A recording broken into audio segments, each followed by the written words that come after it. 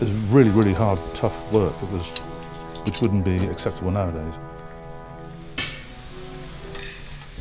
I mean, at one time we were working in temperatures, I think it was 63, 64 summer, and the temperatures were 120 degrees in Foundry. A lot of physical work, so it is very, very difficult work and heavy work.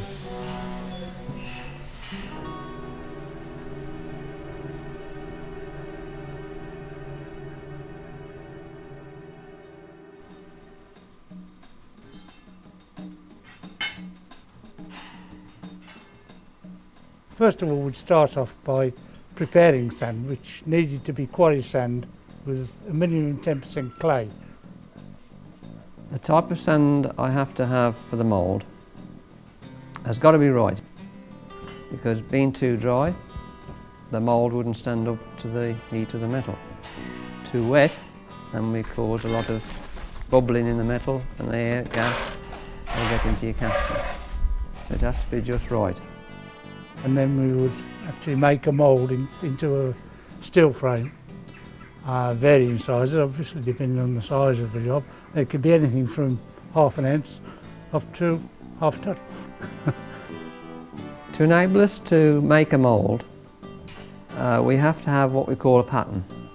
Now the pattern is going to be the exact replica of the casting we want to end up with. Patterns are normally made of timber and literally made by a pattern maker, a very experienced carpenter really. To start my mould, the pattern is placed into an open box. The box has got no top and it's got no bottom, it's just sides, and we place the pattern inside. Then I will use a riddle to sieve over the first little bit of sand so it's all nice and fine, so you won't get any impurities in your mould. Then start to use the backing sand, either to the tub or off the floor, however you're moulding, and gradually bring it up in layers. First of all by firming it down with your hands. And then I continue to put more sand in and keep ramming the sand until I come to the top of the box, where I will use a flat rammer.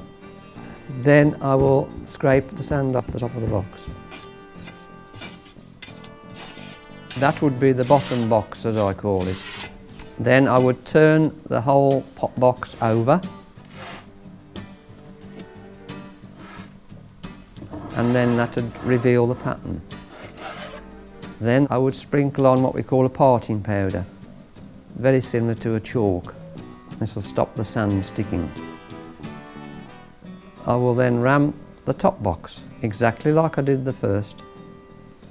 Skim it off, and then I will split the mould. Then the next preparation is to get the pattern out of the mould. This is done by first of all loosening the pattern out of the sand. The next process is to cut the ingates so I can actually get the metal into the mould.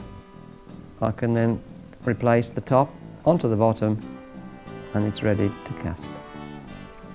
Then you should go on to the caster. The caster would also look after the furnace, and the metal was usually up to a temperature of 1100 degrees Celsius. The furnace is charged first of all with ingots and cut-offs from the runners and risers from the previous day.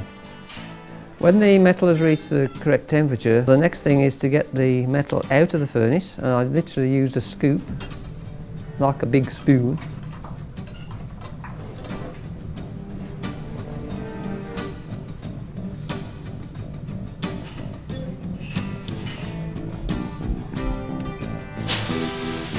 And then I carry that spoon to the mould and pour it in through the runner.